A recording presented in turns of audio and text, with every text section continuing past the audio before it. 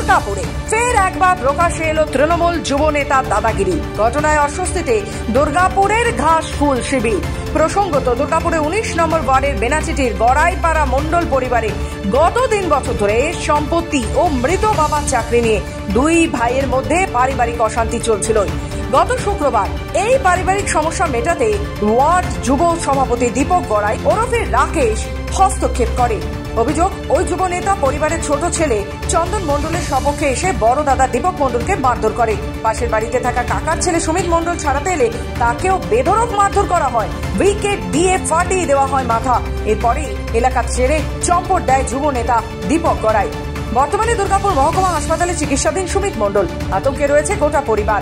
অভিযুক্তর বিরুদ্ধে পুলিশ যাতে কড়া ব্যবস্থা নেয় তারই আর্জি জানাচ্ছেন আহতর পরিবার। দাদাগিরির কথা স্বীকার করে নিয়ে দুর্গাপুর 2 নম্বর ব্লক যুব তৃণমূল কংগ্রেসের সভাপতি রাজু সিং জানান, দলগতভাবে এই নেতার বিরুদ্ধে ব্যবস্থা নেওয়া হবে। আমি যেরকম খবর পেলাম যে হচ্ছে পারিবারিক কোনো একটা সমস্যা পাশাপাশি কোনো হয়েছিল, সেই নিয়ে একটা কোনো অশান্তি হয়েছে। দীপক গড়াই হচ্ছে 19 নম্বর ওয়ার্ডের যুব সভাপতি আছেন, ঠিক আছে, তৃণমূল যুব কংগ্রেসেরই সভাপতি আছেন। এবং হচ্ছে যে ঘটনা ঘটেছে এই ঘটনা কোনো মতেই কাম্য নয়।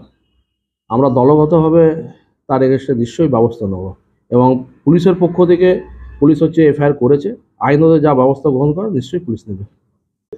না, ভয়ের কোনো ব্যাপার নেই। তার এগেইনস্টে পুলিশ ব্যবস্থা নিয়েছে। সঙ্গে সঙ্গে হচ্ছে পুলিশের এগেইনস্টে যে পুলিশের কাছে যে আপনার এফআইআর করেছেন, সঙ্গে সঙ্গে পুলিশ হচ্ছে সেটা এফআইআরটা লঞ্চ করেছেন এবং কেসও হয়েছে। পুলিশ হচ্ছে তার ব্যবস্থা গ্রহণ করছে এবং আমরা দলগতভাবেও নিশ্চয়ই তার ব্যবস্থা গ্রহণ করব। এটা আমার জ্যেষ্ঠতা ভাইরা একটা চাকরি সংক্রান্তের মধ্যে ঝামেলা হচ্ছিল।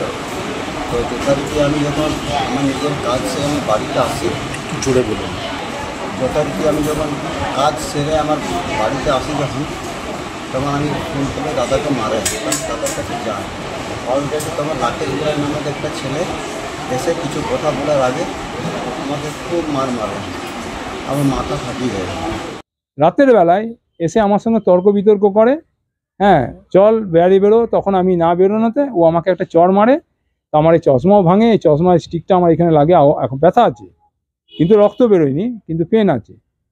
তো তারপর কিছুক্ষণ পর তার আগে ও গালাগালিজ্য করেছে, থ্রেট দিয়েছে, এই করব ওই করব, কেউ কিছু করতে পারবে না, পুলিশও কিছু করতে পারবে না, এসব অনেক কিছু বলেছে গালাগালিজ্য। সেই গালাগালি আমি বলছি না। তার কিছুক্ষণ পর একটি উইকেট নিয়ে আসে মারার জন্য। সেই ঝামেলা ঝঞ্ঝটের সময় আমার কাকার ছেলে দৌড়ে আসে,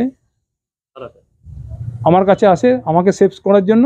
তখন আমাকে ছেড়ে ওর উপরে চড়াও হয়, ওকে উইকেটে করে শরীরের উপরে আহত করে কয়েক সেকেন্ডের মধ্যে, তারপর মাথাতে চোট মেরে দেয়।